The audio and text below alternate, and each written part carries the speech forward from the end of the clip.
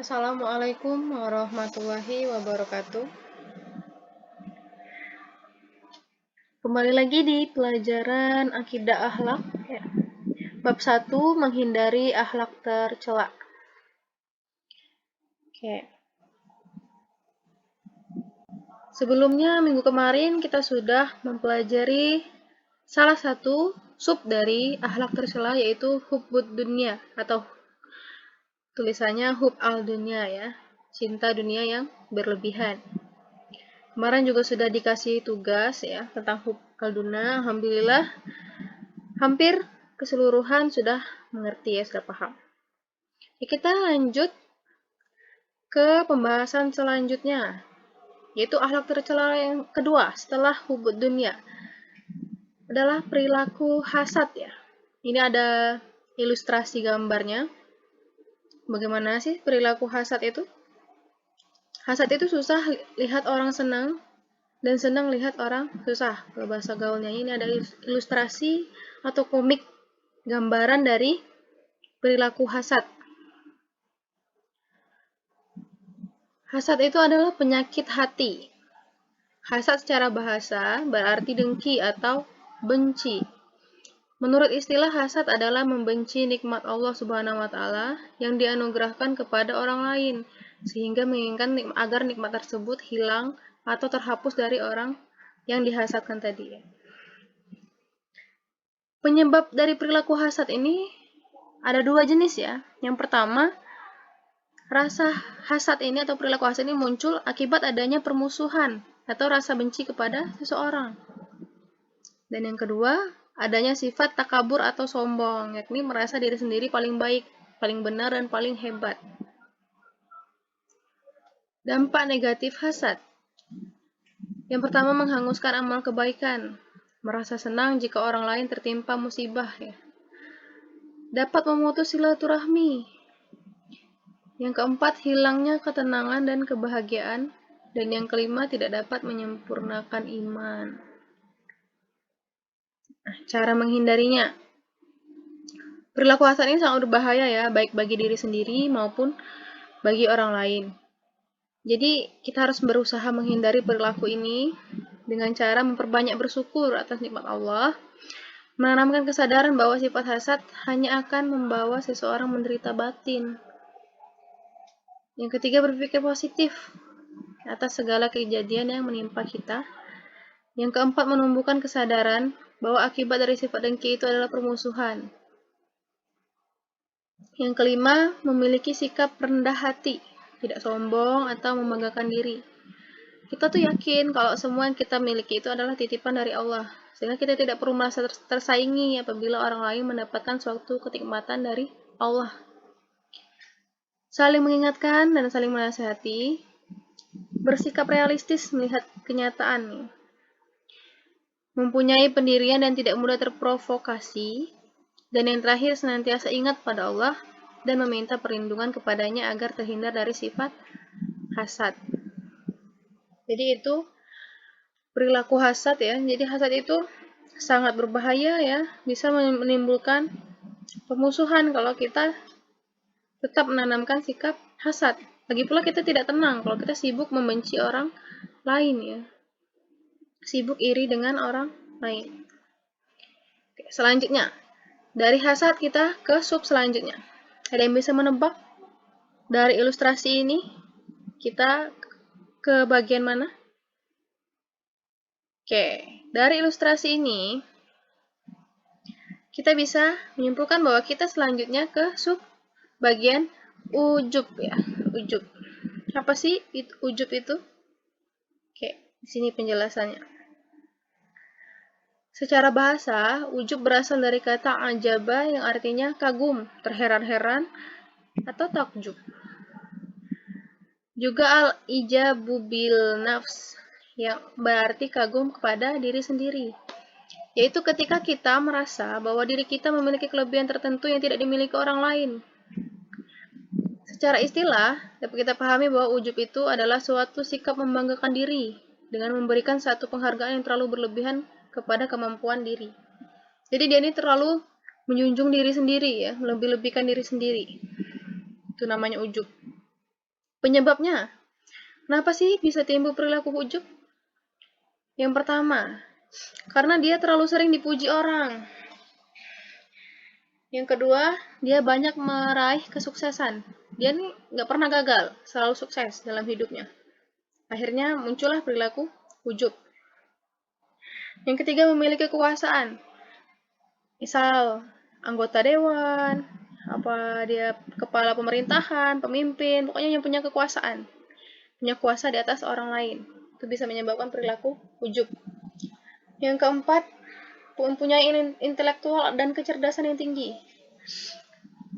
Dia ini orangnya cerdas, tapi dia memanfaatkan kecerdasannya itu dengan cara yang salah gitu. Karena dia terlalu cerdas, jadi dia jadi tinggi hati atau jadi ujub ya. Yang terakhir yaitu memiliki kesempurnaan fisik, misal cantik, tampan, ya. Pokoknya lebih dari orang lain. Jadilah timbullah sikap ujub. Dampak negatifnya, nah ini bisa dibaca ya. Dampak negatifnya ada banyak sekali. Dampak negatif dari ujub. Ujub bisa membawa ke arah kesombongan. Ujub bisa menyebabkan kita meremehkan dosa di hadapan Allah karena merasa ibadahnya sudah sempurna. Melupakan nikmat atas pemberian dari Allah. Dia ngerasa kalau keberhasilannya itu merupakan hasil usahanya sendiri, bukan dari Allah. Selanjutnya tidak takut azab dan murka Allah. Karena ia udah yakin kalau dia tuh pasti dapat kedudukan yang mulia di sisi Allah. Dapat mengukur pahala. Enggan bermusyawarah dan berdiskusi dengan orang lain. Karena dia sudah suka sama pendapatnya sendiri, dia ngerasa benar tadi ya. Dan yang terakhir, hilangnya rasa saling menghormati. Enggan menerima nasihat orang lain karena menganggap orang lain lebih bodoh dari dirinya.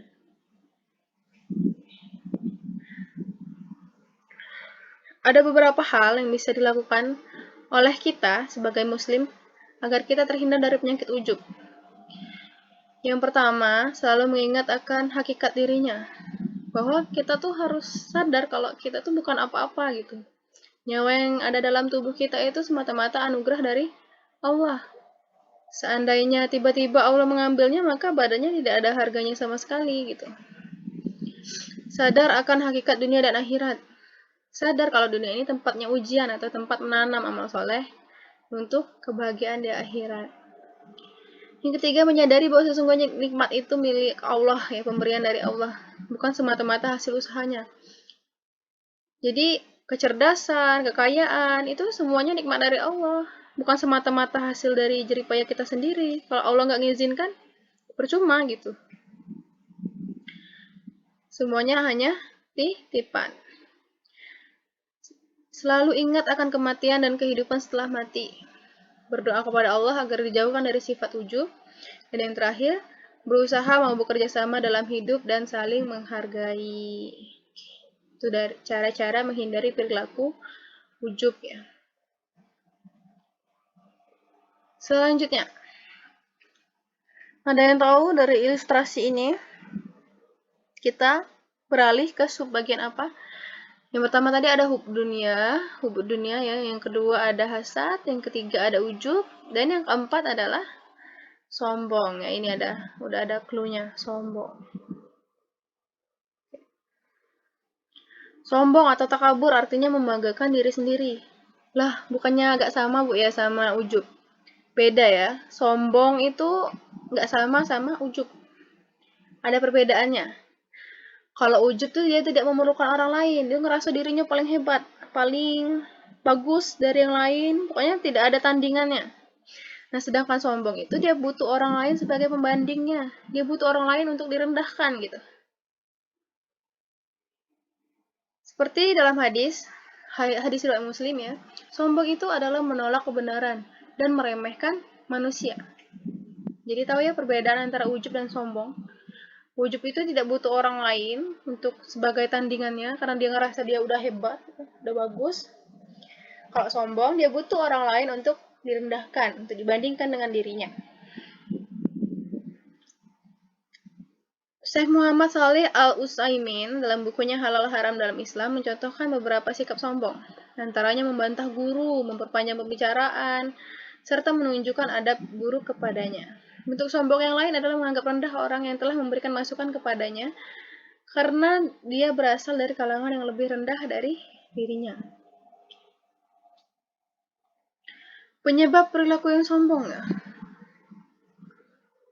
Merasa apa yang ada pada dirinya itu benar, selalu benar ya, dan menganggap orang lain salah. Gila pujian, merasa banyak ilmu, banyak harta. Yang keempat, dalam amal ibadahnya, dia sombong dalam amal ibadah, misalnya ia merasa dia pasti selamat dalam kehidupan di akhirat nanti, dan orang lain tidak akan selamat gitu. Dan yang terakhir itu karena nasab atau garis keturunan. Maksudnya itu udah turun-temurun gitu. Memang diturunkan atau dicontohkan dari keluarganya sikap seperti itu, sikap sombong.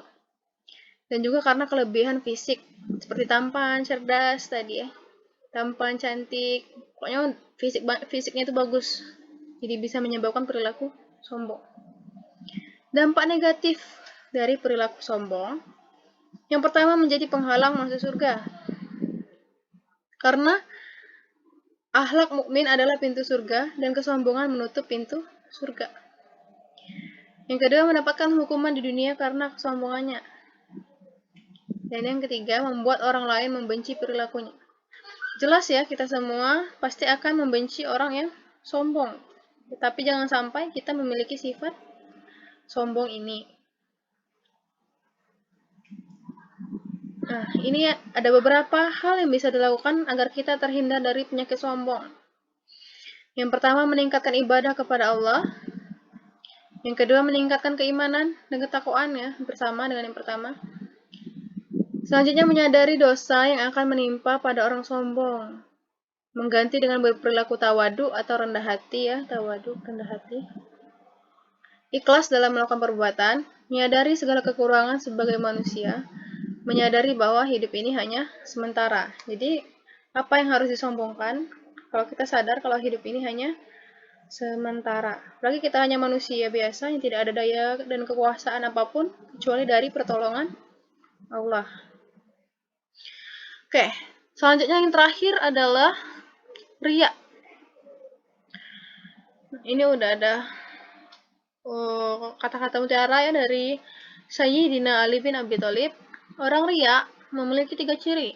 Yang pertama, malas ketika sendirian, rajin saat di tengah orang banyak atau banyak orang, serta amalnya meningkat kala dipuji dan menurun kala dicaci. Ini ada ilustrasi gambarnya ya. Contoh orang riya, tapi gini ya, sedekah sambil direkam agar diketahui semua orang.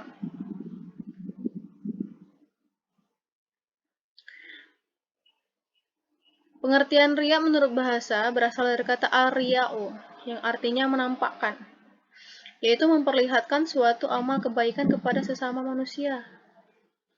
Secara istilah, riya adalah melakukan ibadah untuk mendapatkan pujian dari orang lain, bukan karena Allah semata. Jadi, riya itu intinya adalah melakukan amal kebaikan bukan karena niat ibadah kepada Allah, tapi demi manusia, biar dapat pujian atau penghargaan. Penyebab perilaku riya ini, yang pertama, yang bisa menyebabkan perilaku riya, terlalu dikagumi orang lain, lari dari celaan,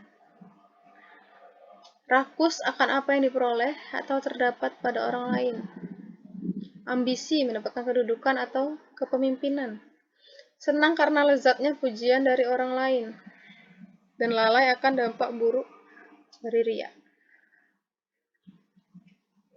Dampak negatifnya, riya ini lebih berbahaya ya daripada sombong. Nilai amal soleh hilang. Riya adalah syirik khafi atau tersembunyi. Berarti riya ini udah termasuk syirik ya.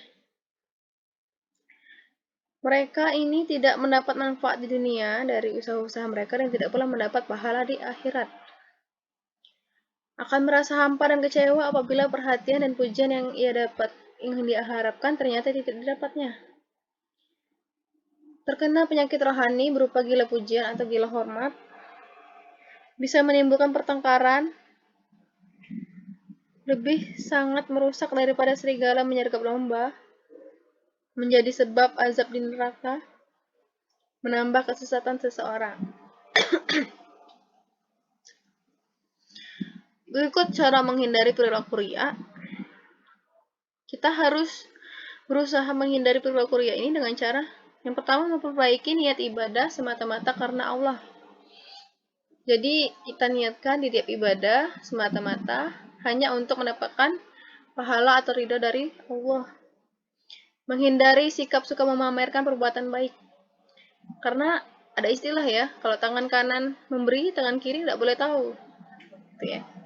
Jadi kita harus sebisa mungkin menutupi kebaikan kita atau menghindarilah kita pamer-pamer kalau sedekah, nggak usah direkam, nggak usah dibikin story. Untuk menghindari sikap ria ini ya. Bersyukur atas nikmat yang telah diberikan, meningkatkan kehusyuan dalam beribadah, mengingat bahaya dari perilaku ria, berdoa kepada Allah agar dijauhkan dari sifat ria, dan menerapkan pola hidup yang sederhana. Oke, itu tadi penjelasan dari cara-cara menghindari akhlak tercela ya. Dari bab 1. Yang pertama tadi kita sudah membahas tentang hubud dunia, hasad, ujub, sombong, dan riya.